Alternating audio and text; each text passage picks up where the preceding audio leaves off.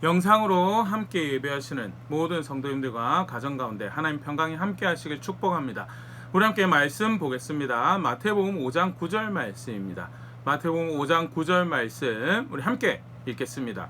화평케 하는 자는 복이 있나니 그들이 하나님의 아들이라 일컬음을 받을 것이며. 아멘. 우리 주일 오전 시간을 통해서요, 산상수훈을 통해 가르치셨던 기독교 신앙의 모습에 대해서 예수 그리스도의 주를 알고 그를 따르는 제자다라고 할 때 반드시 고백되는 삶의 모습에 대해서 함께 살펴보고 있는데요. 오늘은 마태복음 5장 9절 말씀, 화평케 하는 자는 복이 있나니 라는 말씀 가지고요, 가르치시는 신앙의 모습에 대해서 함께 생각해 보도록 하겠습니다. 먼저는요, 이 화평케 한다라는 것, 평화를 만든다라는 것은요, 신약 신앙의 중요한 덕목으로 성경에서 가르쳐주고 있는 모습이다라는 것. 히브리서 12장 14절 모든 사람과 더불어 화평함과 거룩함을 따르라. 이것이 없이는 아무도 주를 보지 못하리라. 예수 그리스도를 주로 알고 그 하나님 영원한 날을 향하고, 그래서 그를 주를 향한 그 하나님 향한 신앙을 가지고 있다라고 할 때, 그 걸음은 어떤 성격을, 어떤 모습들을 남겨야 된다라고 할 때 두 대표적인 그 두 개가 화평한 것이고 거룩한 것이다라는 것. 잘 보여주고 있는, 화평한 것이 기독교 신앙의 중요한 성격인 것을 잘 보여주는 한 말씀이죠. 베드로전서 3장 11절에서도요, 악에서 떠나 선을 행하고 화평을 구하며 그것을 따르라. 화평을 구하며 그것을 따르는 것이 성도가 신앙을 가지고 있다 할 때 마땅히 살아가야 되는 모습이다. 역시 동일하게 예수님 제자들 사도에 서시는 가운데, 또 신약성경 말씀 가운데 우리가 보면 볼 수 있는 신앙의 모습이고요. 갈라디아서 5장 22절 오직 성령의 열매는 사랑과 희락과 화평과 오래 참음과 자비와 양성과 충성과. 기독교 신앙의 굉장히 또 중요한 특징의 하나로 치면 성령 하나님의 인도를 따르는 거죠.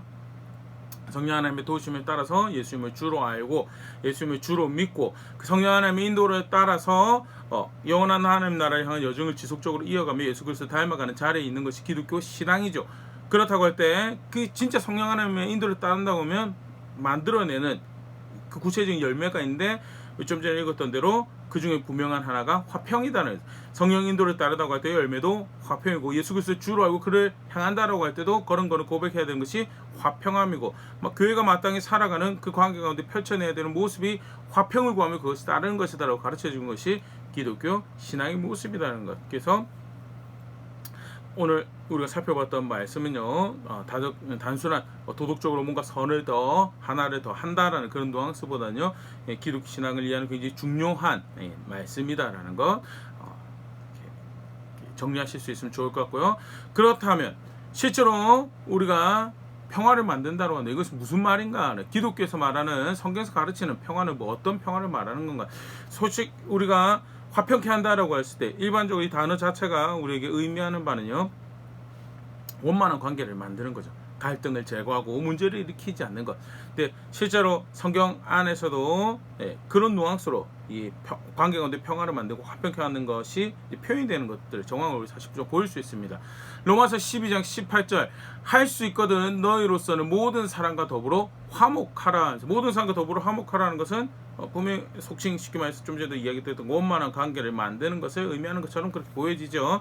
데살로니가 전서 5장 12절 13절 말씀에서 형제들아 우리가 너에게 구하노니 너희 가운데서 수고하고 주 안에서 너희를 다스리며 권하는 자들을 너희가 알고 그들의 역사로 말미암아 사랑 안에서 가장 귀히 여기며 너희끼리 화목하라 하면서 교회 안에서 수고하고 책임 맡은 리더들을 존중하고, 그리고 교회 안에서 화목하라라고. 다른 특별한 의미보다는 화평케 하는 그 평화, 관계 가운데 평화를 만드는 것을 의미하는 그런 뉘앙스로 이 표현들을 보일 수가 있는데, 그러면 과연 오늘 예수님께서 말씀하셨던 화평케 한다는 것도 그냥 원만한 관계 만들어라는 의미인가? 그 원만한 관계 만들면 그게 하나님 아들의 표징인가? 라고 생각할 때 사실은 우리가 조금 더 고민하게 만드는 그 표현이 등장을 하고 있는 것이, 이 화평은 평화를 만드는 것이 하나님의 아들의 표징이다. 하나님 아들의 표징. 예수 믿는 사람이 다 하나님 자녀, 하나님 아들이라고 하죠. 그럼 그 말인즉 예수님 믿는다라고 할 때 우리 신앙에서 화평케 하는 그 고백을 만들어야 되는데, 특별히 하나님 아들이라는 것은 우리라고 면상하게 하는 한 존재가 있어요. 예수님이시죠. 예수님이 사실은 성경에서 아주 대표적으로 화평케 하시는 존재였죠. 적어도 그러면 이 말씀은요, 예수님의 어떠하심에 여기서 말하는 평화를 이 평화를 만든다는 것을 이해한다는 것은 예수님이 이 평화를 만드셨던 그 어떤 것을 반영하고 있으면 사실 좀 보일 수 있는 그런 표현이고요. 먼저 간단하게 성경에서 그 예수님이 어떻게 평화를 주시는 분으로 소개되어지고 있는가. 이사야 9장 6절 7절 말씀인데 이는 한 아기가 우리에게 낳고 한 아들을 우리에게 주신 바 되었는데 그의 어깨에는 정사를 메었고 그의 이름은 기묘자라 모사라 전능하신 하나님이라 영존하시는 아버지라 평강의 영이라 할 것이며, 첫 번째는요, 예수님이 아직 오시기도 전에 그는 어떤 분이신가라고 소개해. 그는 평화의 왕이시다. 평강의 왕이시다. 구체적인 의미를 조금 더 생각해 보시죠. 그 다음 나오는 표현과 더불어 보면요, 통치로 평화를 이루시는 분이시다라는 것, 그런 의미의 평화의 왕이라는 것을 보일 수 있죠. 그 9장 7절 보면 그 정사와 평강의 더함이 무궁하며 또 다윗의 왕자와 그의 나라를 굳게 세우고 지금 이후로 영원히 정의와 공의로 그것을 보존하실 것이라. 만군의 여호와 열심히 이를 이루시리라. 그가 어떤 분이시냐? 그는 평강의 왕이시다. 그가 어떤 일을 하실 거냐? 9장 7절 평강의 더함이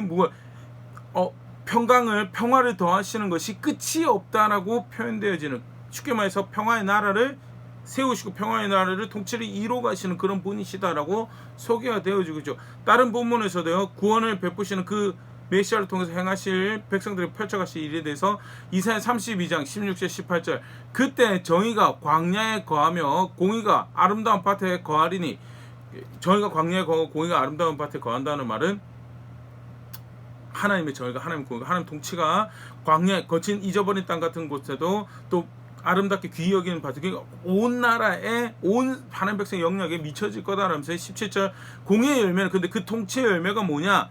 화평이다. 공의의 결과가 영원한 평안과 안전이라. 샬롬, 샬롬. 오늘 우리가 신약적 표현으로는 에이레네가 계속 그 메시아의 나라에 메시아의 통치에 의한 결과가 뭐냐? 평화고 평화다, 안녕이다 라고 이야기하면서 18절 내 백성이 화평한 집과 안전한 거처와 종용이 쉬는 곳에 있으니, 백성의 집이 뭐가 될 거냐? 평안의 집이 될 것이다 라는 것, 그게 메시아가 오셔서 행할 일이다 라고 이야기하시면서 실제로 예수님께서 그런 분으로 오셨죠. 예수님의 사역에 대해서 가장 이 평화와 관련해서 가장 잘 묘사하는 본문이 아닐까 생각되어지는데요, 누가복음 2장 14절 지극히 높은 곳에서는 하나님께 영광이요 땅에서는 하나님 기뻐하시는 사람들 중에 평화로, 땅에는 평화를 전하시고 하늘에는 하나님께 영광을 올려드리는 그 사역을 하셨던 것이 예수님의 하시는 일이었고, 그가 하나님 아들로 오셔서 하나님 평화를 우리에게 전하시고 평화를 만드신 분이시다라는 것이 성경에서 가르치는 바고요. 오늘 본문에서도 하나님의 아들이라고 일컬어지는 자의 표징이 뭐냐? 화평케 하는 거다라는 것. 사실 똑같은 뉘앙스에서 이야기하고 있는 바를 예수님이 어떠하시면 반영하고 있는 거를 이제 보일 수 있는데, 근데 여기서 우리 조금 더 생각을 해보면 예수님께서 전하시는 평화가 우리가 앞에서 살펴봤던 단순히 원만한 관계인가? 문제를 일으키지 않고 갈등을 제거하는 건가라고 할 때 조금 우리가 세속적인 관점에서 생각하는 평화는 좀 다른 걸 우리가 볼 수 있죠. 요한복음 14장 27절 아예 대놓고 그걸 말씀하십니다. 평안을 너에게 끼치노니 곧 나의 평안을 너에게 주노라. 내가 너에게 주는 것은 세상이 주는 것 같지 아니하리니 너희는 마음에 근심하지도 말고 두려워하지도 말라라면서 평화를 주시는데, 평안을 너에게 주신대. 그런데 그 평화는 세속에서 말하는 평화와 다른 것이다. 아까도 얘기했듯이 세상에서 말하는 평화는 문제가 없고 문제를 일으키지 않고 갈등이 해결되는, 문제가 된 것 제거해서 평화를, 그래서 근심할 게 두려울 것이 없는데 세속에 주는 평화가 다르기 때문에 근심하고 두려울 일이 생기는 거고요. 그래서 예수님께서 더해서 이야기하는 것이 마음에 근심하지 말고 두려워하지 말라라고 하는 것. 더 과격하게 사실은 이 부분은 세상에서 주는 평화가 다른 것을 주시는구나라는 것을 의도하는 그런 표현이 등장한 게 마태복음 10장 34절 36절 내가 세상에 화평을 주러 온 줄로 생각하지 말라. 화평이 아니오 검을 주러 왔노라. 내가 온 것은 사람이 그 아버지와 딸이 어머니와 며느리가 시어머니와 불화하게 하려 함이니 사람의 원수가 자기 심한 식구리라. 분명히 평화의 왕으로, 평화의 나라를, 평화의 집을 세우시는 분으로 예언되어지고 표현되어지고, 실제로 그가 그런 사역하시기 오셨다고 천사를 통해서 노래되어지고 평화를 주셨다라고 하는데, 실제로 그 평화는 사람들이 생각하는 평화, 오히려 사람들이 생각하는 데는 검이고 분쟁이다라는, 실제로 처음 복음을 받아, 예수님 통해서 복음을 받아들였을 때 이 유대 땅에 벌어진 일이 바로 그런 일이죠. 갈등이 생기고 반목이 생기고 예수 말씀 때문에 출교당하는 그런 일들도 발생을 했던 것이 당시 정황이었다는. 그러면 예수님이 주시는 평화다라는 것이 도대체 무엇이 어떻게 다르기에 그런 일들이 발생하는가, 그리고 사실 이제 그것을 이해하는 게 오늘 예수님 본문에서 말씀하시는 화평케 한다라는 것이, 우리가 살아내야 돼, 예수 믿는 우리가 살아내야 돼요. 화평케 평화를 만든다는 것이 무엇을 의미인지를 더 이제 구체적으로 볼 수 있는 게 힌트가 되는 거죠. 첫 번째, 성경에서 이야기하는 예수님 전하셨다라는 복음, 죄송합니다. 평화는, 예수님 만드셨다는 평화는요, 그 근원이 하나님이시다는, 그 근원이 하나님이시다. 민수기 6장 26절, 여호와는 그 얼굴을 내게로 향하여 드사 평강 주시기를 원하노라 할지니라 하라 그랬어요. 하나님이 이 말씀은 대제사장에 주셔서 이 말로 내 백성 축복하라라고 이야기하셨던 말씀인데요, 백성들에게 이 하나님 말씀을 낭독해 주면서 모든 그 모임에 참석한 사람들이 뭘 다시 확인하냐, 하나님이 평강 주시는 분이시다. 다르게 표현하면 모든 평화의 근원은 누구시냐, 하나님이시다라는 것. 실제로 그게 백성들의, 이 성경을 받았던 많은 백성들의 이해죠. 고린도서 14장 33절, 하나님은 무질서의 하나님이 아니시 오직 화평의 하나님이시니라. 평화의 하나님, 모든 성도가 교회에서 한과 같이 무질서와 혼돈과 문제의 하나님이 아니시고 평강의 하나님이시다라는 것. 그 신약 성경에도 보면 그런 이해가 굉장히 사실 공유가 많이 되었던 정황을 볼 수 있는 게, 편지할 때 편지의 마무리에 교회를 위해서, 성도를 위해서 축도를 축원하는 그 소원을 이렇게 이야기할 때 누구를 기원으로 이야기하냐면 하나님을, 평강의 하나님의 기원을 두는, 로마서 15장 33절 대표적인 말씀인데요, 평강의 하나님께서 너희 모든 사람과 함께 계실지어다. 하나님이 평화의 근원이시고 하나님으로 인한 평화가 진정한 평화다라는 것. 반대로 그러면 평화가 없는 건 뭐냐? 평화가 없는 건 하나님이 없는 거죠. 하나님이 없는 것.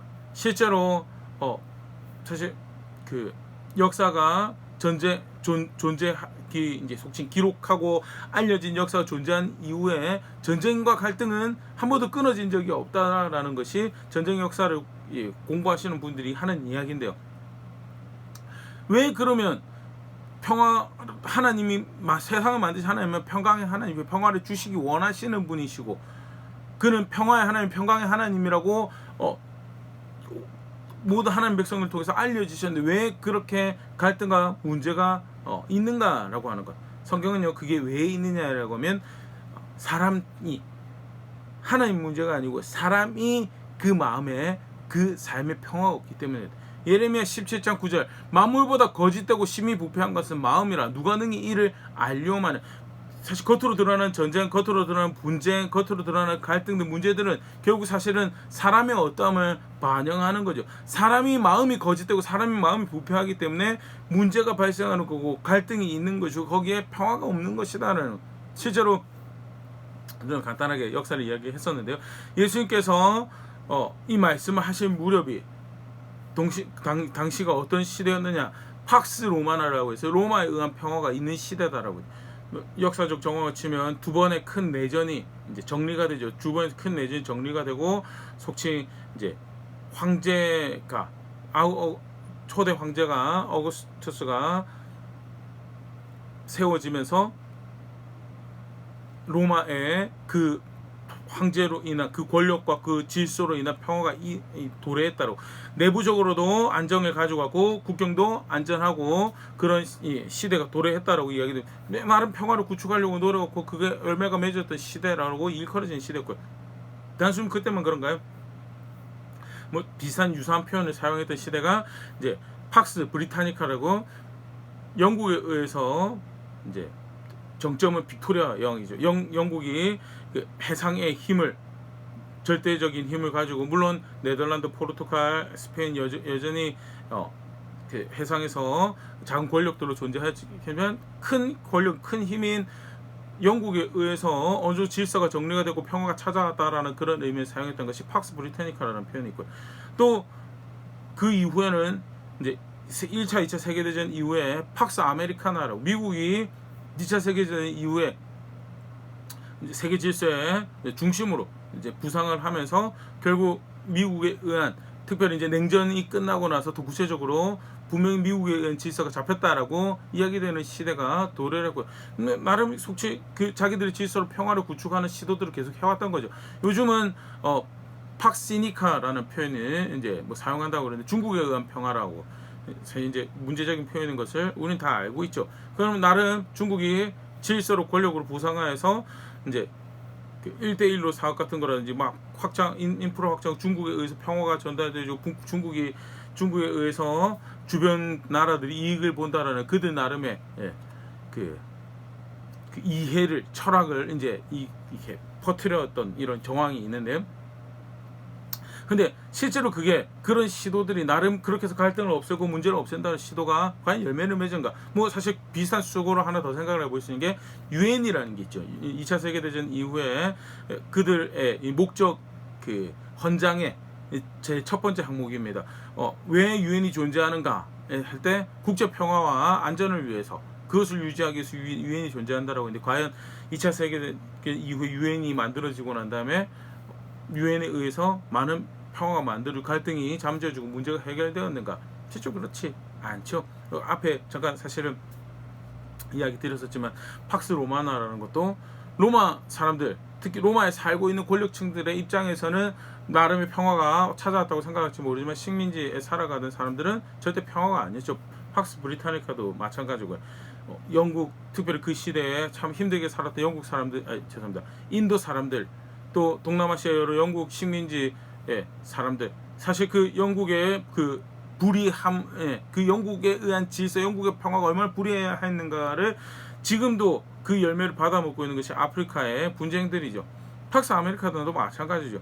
그나마 그래도 중국보다는 좀 낫다라는 그런 이야기를 하긴 하지만 그래도 미국에 의한 평화가 얼마나 부조리한가, 또 그게 진짜 궁극적으로 평화가 되는 그들의 시도가 질서가 되고 평화가 되는가라고 할 때는 사실은 의문을 좀 표할 수밖에 없는 유엔도 마찬가지고, 왜 그러면 이 평화를 만든다고 하는 그런 시도들이 나름 평화를 하려고 하는 이 노력들이 그 답이 없는가?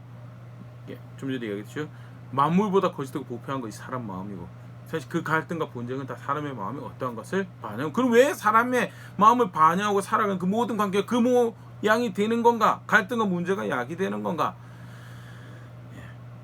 하나님은 평강의 하나님입니다. 하나님은 평화를 주시기 원하시는 분이시다는 왜 그런 일이 발생하는가? 로마서 1장 32절. 그들이 이 같은 일을 행하는 자는 사형에 해당한다고 하나님께서 정하심을 알고도 자기들만 행할 뿐만 아니라 또한 그런 일을 행하는 자들을 옳다 하느니라. 하나님이 평화의 하나님이 세상을 만드시고 질서를 정립을 하셨어요. 그런데 질서를 정립하시고 난 다음에 이게 죽는 것이다라고 한 일에 대해서 기꺼이 그거를 죽는 일로 받아들이지 않고 그걸 기쁨 삼고 만족 삼고 살아가는 부패한 마음들이 사실 사람의 상태죠. 그렇기 때문에 거기는 평화가 있을 수가 없다라는 것이 성경에서 가르치는, 평화의 근원은 하나님이세요. 예수님이 평화의 왕자로, 평화의 왕으로 평화를 내어주시는, 결국 그것은 우리가 예수님을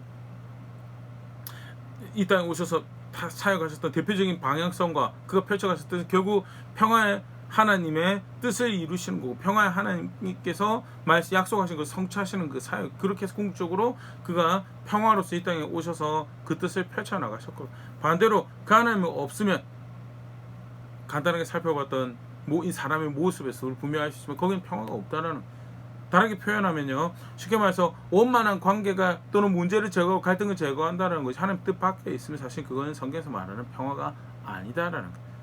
궁극적으로 평화는 누가 평화냐? 하나님이 평화고요, 하나님의 아들이 평화죠. 에베소서 2장 14절 17절. 그는 우리의 화평이신지라, 평화라는 말이죠.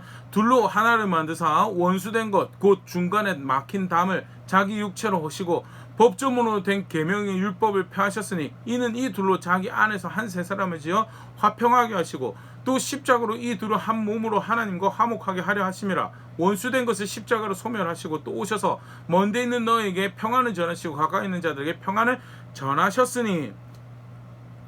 예수님이 평하시고, 예수님이 어떻게 평하신가? 하나님을 거역하고 대적한 하나님 사람들과 하나님을 화목하게 하시는. 그래서 궁극적으로 다시 그 하나님을 거역하고 대적해서 평화를 잃어버린 사람이 진정한 평화와 연결될 수 있는 그 화목, 그 평화가 되신 분이 예수님이시고, 그 가운데 함께 할 수 없는 사람들은 그 복음 안에서 하나 될 수 있도록, 특별히 이렇게 표현이 그렇지 15절에 누가 그 하나님의 백성이 될 수 있는 화목한 관계, 하나님의 백성이 될 수 있었는가 하는 것을 규정하는 법을,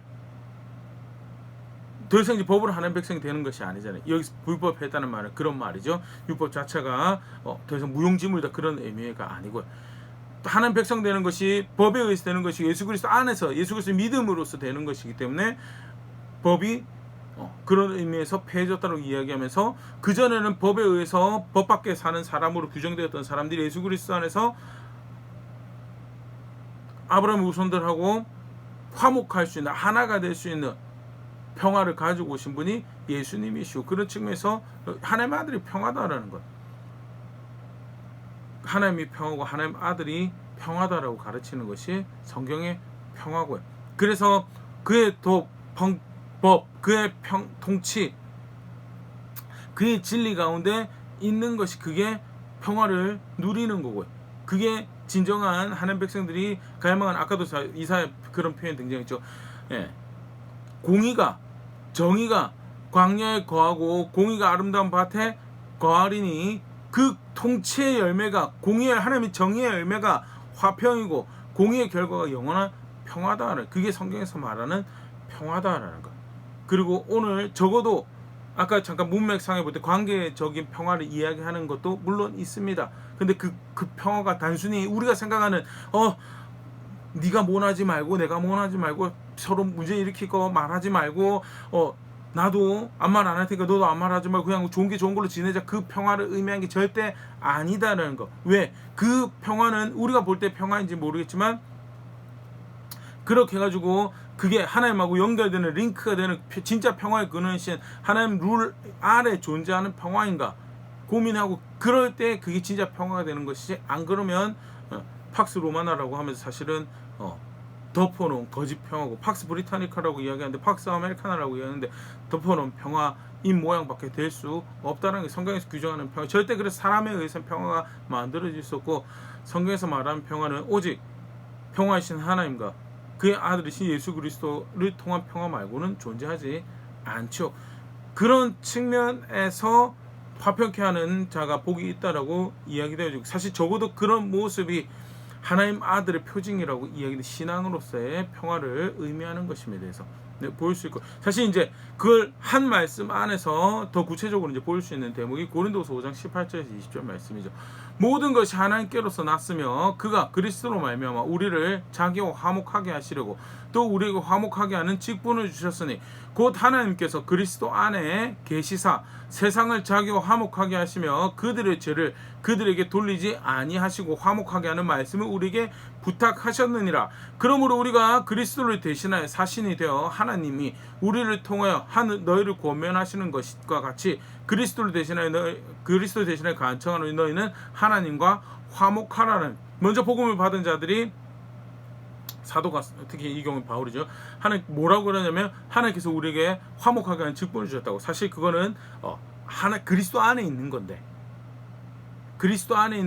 그리스도 안에서 우리와 하나님을 화목하게 하시고 우리에게 화목의 직분을 주시고, 그리스도 안에서 우리에게 또한 화목의 말씀을 화목하게 하는 말씀, 18절 19절 말씀이지. 그게 성경에서 말하는 하나님 아들로서 화목하게 되어진 모습이고요. 쉽게 말해서 오늘 우리가 평화를 만드는 자가 평화를 만드는 삶을 살아가는, 그게 기독교 신앙입니다. 그게 하나님 아들이라는 모습입니다라고 이제 예수님 말씀을 봤는데, 여기서 화목해 하는 자가 뭐냐라고 할 때 그냥 말할 게 있는데 그냥 참고 말 안 해서 문제 안 일으키고 그냥 내가 다 불법을 정하든 불의를 행하든 상관없이 갈등만 안 만들어가지고 원만하게 지내가는 그걸 의미하는 게 절대 아니다라는. 그리스도 안에서 화목하게 하는 직분을 주고 그 그리스도 안에서 화목하게 하는 말씀을 주시고, 그래서 화목하게 하는 사신으로 그리스도 안에서 우리를 하나님께서 너에게로 보내셨다라는, 그게 성경 오늘 보면서 말하는 화평케 하는 자죠. 쉽게 말해서 화평케 하는 자가 된다라는 것은 첫 번째, 그리스도 안에서 화목하게 된 자다. 그리스도 안에서 화목하게, 예수 그리스도를 주라고 믿고 그의 말씀을 순종하여서 예수 그리스도 통하여 하나님과 화목을 이룬 그 자가 화목케 하는 자다라는 것. 두 번째, 단순히 거기서 끝나는 것이 아니고 화목케 하시는 예수님의 복음을 나누는 자죠. 좀 전에도 봤지만 화목케 하는 직분을 주셨고, 그 안에 직분을 주셨고 화목케 하는 말씀을 받았다라고. 그래서 뭐예요? 20절에 그 받은 직분과 말씀을 나누면서 뭐 하라고 하는 거예요? 하나님과 화목하라라고. 그게 화평케 하는 거예요. 원만한 관계 만드는 게 아니고요. 어떻게 해서든 쉽게 말해서 화평케 하는 대상이 되는 사람들에게 진정한 평화의 근원이 되신 하나님하고 연결될 수 있도록, 그들의 마음을 이끌고 그들의 눈을 이끌고 그들의 생각, 그들의 삶을 이끌어서 그들이 하나님과 연결될 수 있도록 하는 삶을 살아가는, 그게 화평케 하는 자다라는. 그래서 복음 필요한 자에게 화평케 하시는 예수님 복음을 나누는 것이 화평케 하는 모습이. 먼저는요, 내가 하나님과 화목한 자가 되는 것. 두 번째는 화목하게 하신 복음을 나누는 것. 세 번째, 단순히 그것뿐만 아니라 마지막에 너희는 하나님과 화목하라는 말씀에는요, 단순히 사실 고린도 교회에 보낸 편지거든요.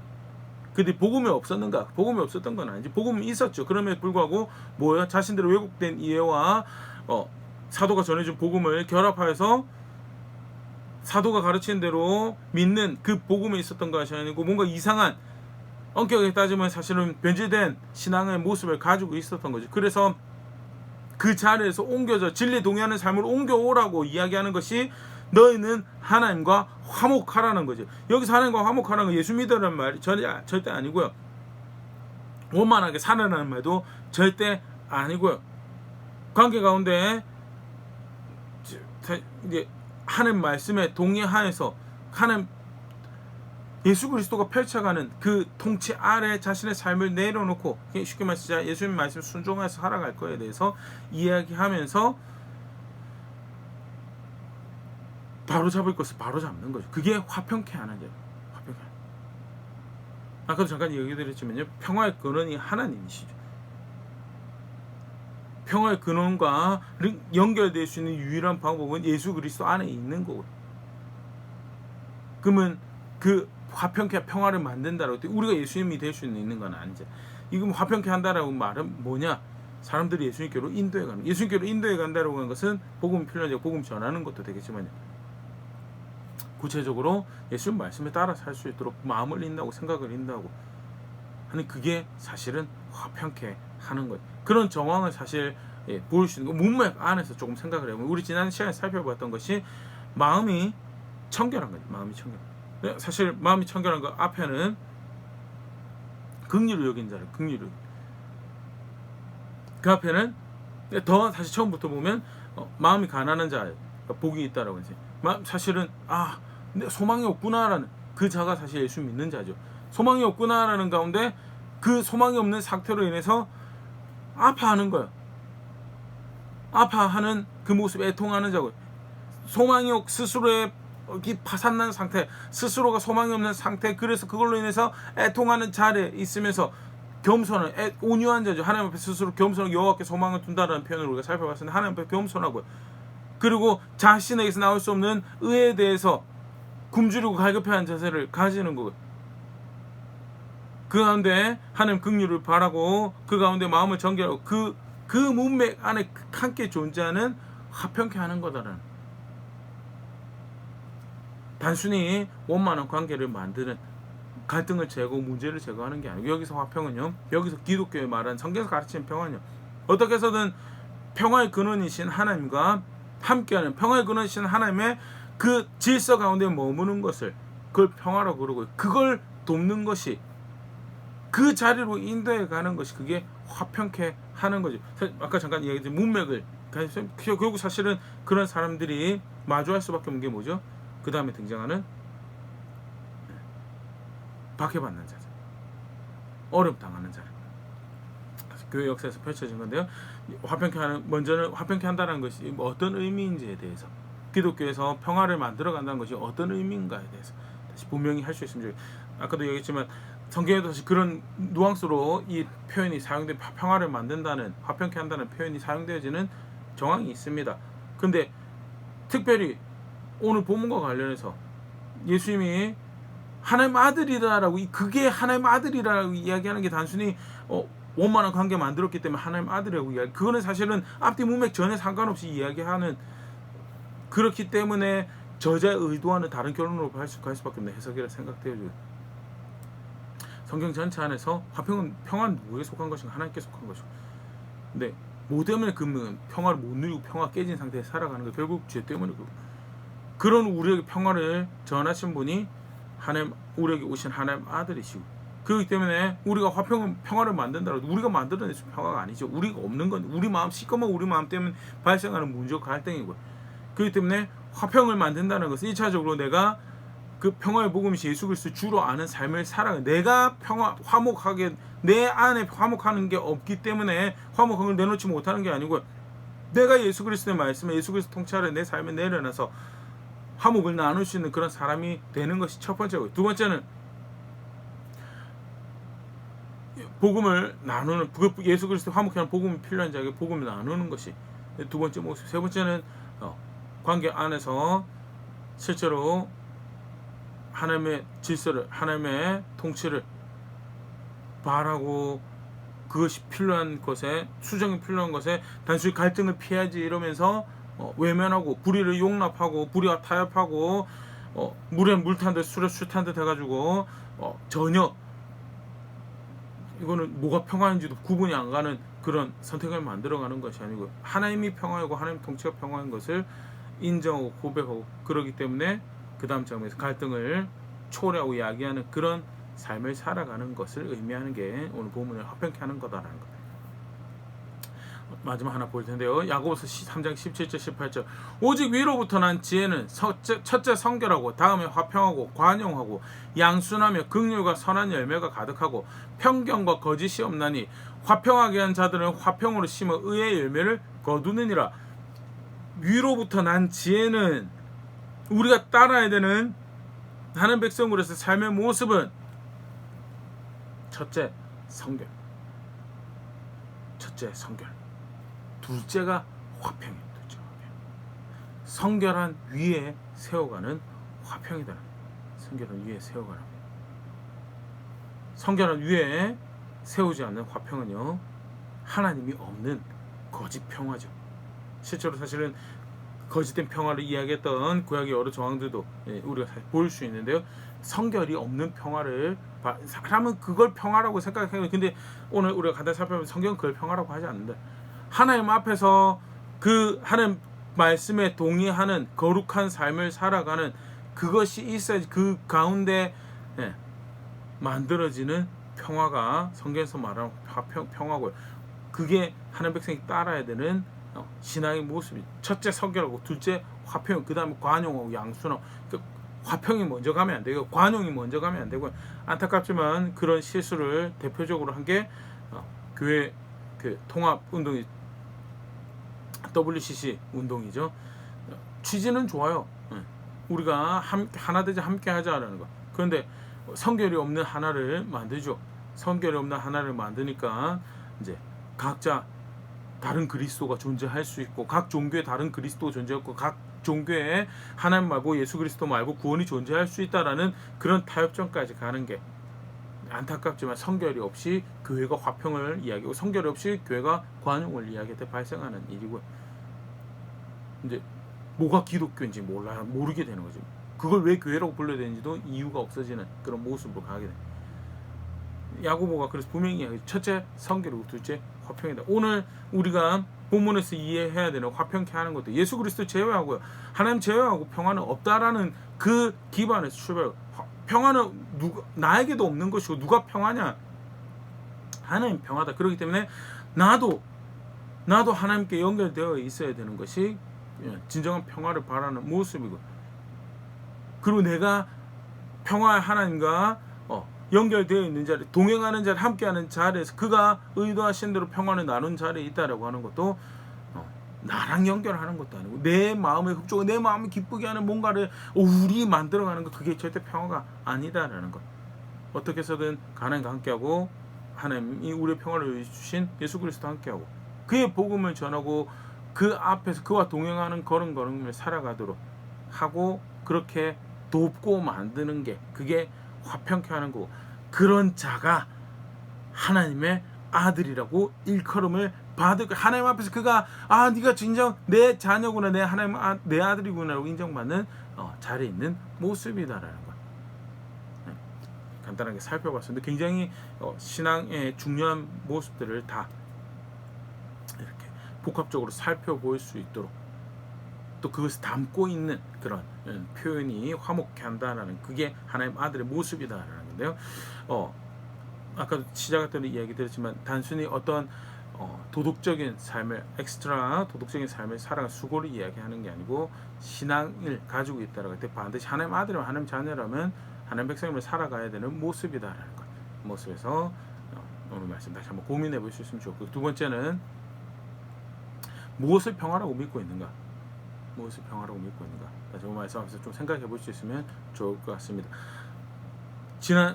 쉽게 거짓된 평화에 타협하고, 그래서 내가 지금 맞닥뜨리고 있는 불편함을 해결하고자 하는 그런 하나님이 없는 가운데 불편함을 해결하고자 하는 욕구들이 죄된 아담의 후예들에게 늘 있습니다. 교회 역사 안에서 충분히 확인되었던 모습이고, 그러다 보면 정작 성경에서 그걸 평화라고 이야기하지 않는데 나는 그걸 평화라고 이해하고 이야기하는 그런 평화가 있다라는 거예요. 근데 그건 정말 실제로 평화가 될 수가 없어요.